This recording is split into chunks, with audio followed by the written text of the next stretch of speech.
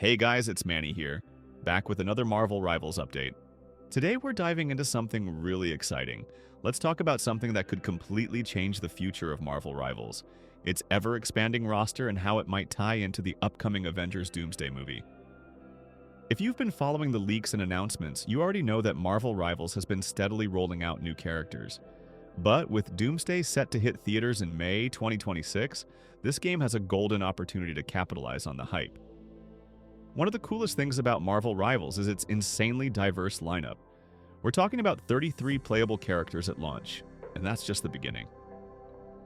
Marvel Rivals has used the game to promote upcoming films. A great example of this is how they introduced the Fantastic Four as a major content drop, right before the Fantastic Four First Steps movie announcement. Coincidence? Probably not. It's clear that Marvel Rivals is being used as a platform to promote upcoming Marvel films. And now, with the stacked cast of Avengers, Doomsday revealed, it's pretty obvious that Doomsday could have a huge impact on the next batch of playable heroes.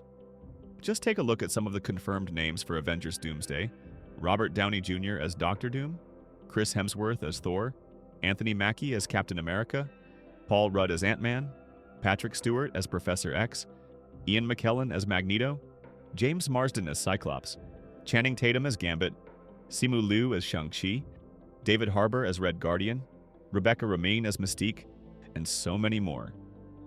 Now here's the thing, many of these characters aren't even in Marvel Rivals yet. That's a huge opportunity. If NetEase plays its cards right, we could be getting a steady stream of new heroes and villains leading up to Doomsday, keeping the hype alive for over a year before the movie even drops.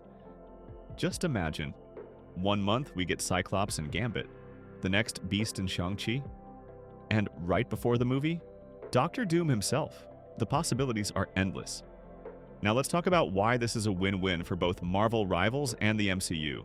Marvel has been struggling a bit with keeping fans engaged between movies, but if they use Marvel Rivals to roll out new content tied directly to Doomsday, they keep fans hooked year-round. For players, it means we're constantly getting new characters, skins, and updates, making the game feel fresh. And for Marvel, it means Doomsday stays in the conversation for over a year before it even hits theaters. Plus, imagine limited-time events, maybe a Doomsday-themed game mode where players fight against Doctor Doom's army, or a cinematic battle pass featuring exclusive skins based on the movie. This isn't just about adding characters, it's about turning Marvel Rivals into a major part of the Marvel experience. Now, the big question is, how will NetEase handle it?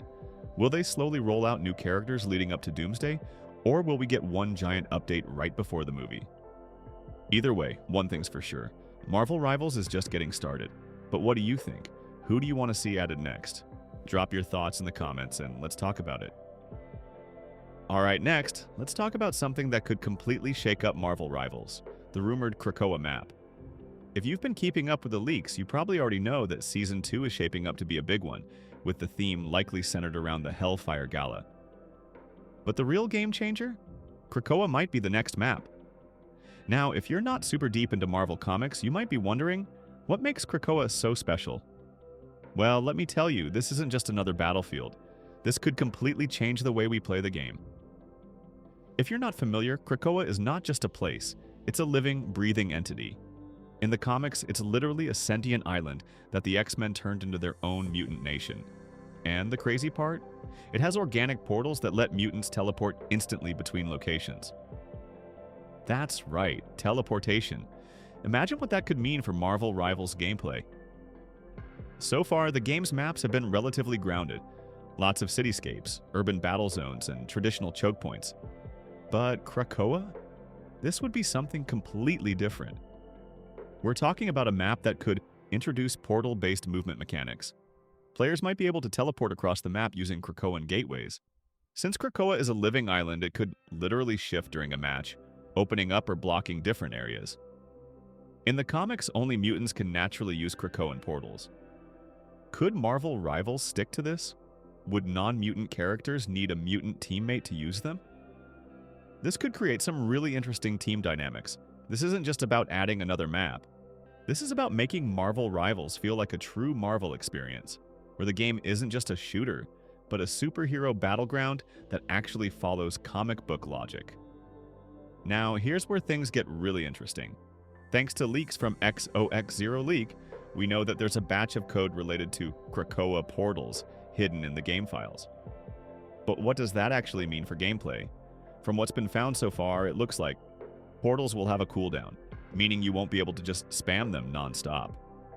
There will be an alert system, possibly an audio cue or visual effect whenever someone is about to teleport. You might have to claim a portal. This suggests that portals might belong to a team based on who controls certain objectives. If this is true, then Krakoa could be one of the most strategic maps yet. Instead of just worrying about flanking routes and cover, teams will need to control the portals to dominate the match. Imagine a scenario where your team is pinned down, but instead of trying to push forward, you activate a Krakoan gateway and suddenly appear behind the enemy team. That's a game changer. But here's the big question. Should only mutants be able to use these portals? This is where things get a little controversial. In the comics, only mutants can use Krakoa's portals naturally. Non-mutants have to be escorted by a mutant or need special permission. If Marvel Rivals sticks to this, it would mean that mutant characters would have a huge mobility advantage. Cyclops, Magneto, Wolverine, and other X-Men could move around the map way faster than non-mutant heroes. Non-mutant players could be at a disadvantage. If you're playing as someone like Iron Man, Spider-Man, or Captain America, you might be locked out of these portals completely. Now, on one hand, this would be super accurate to the comics and it would make choosing mutants versus non-mutants feel more meaningful. But on the other hand, this could seriously affect balance. Personally, I think the best way to handle it is some kind of compromise. Maybe mutants get free access, while non-mutants have to activate a special device or complete an objective to use the portals. That way, the game stays faithful to Marvel lore, but doesn't feel unfair. Would you want mutants to have exclusive access to the portals, or should everyone be able to use them? What other Marvel locations would you love to see as maps in Marvel Rivals? Let's discuss in the comments. And as always, if you enjoyed this breakdown, make sure to like, subscribe, and hit that notification bell so you don't miss any of the latest Marvel Rivals updates. Thanks for watching, and I'll see you in the next one.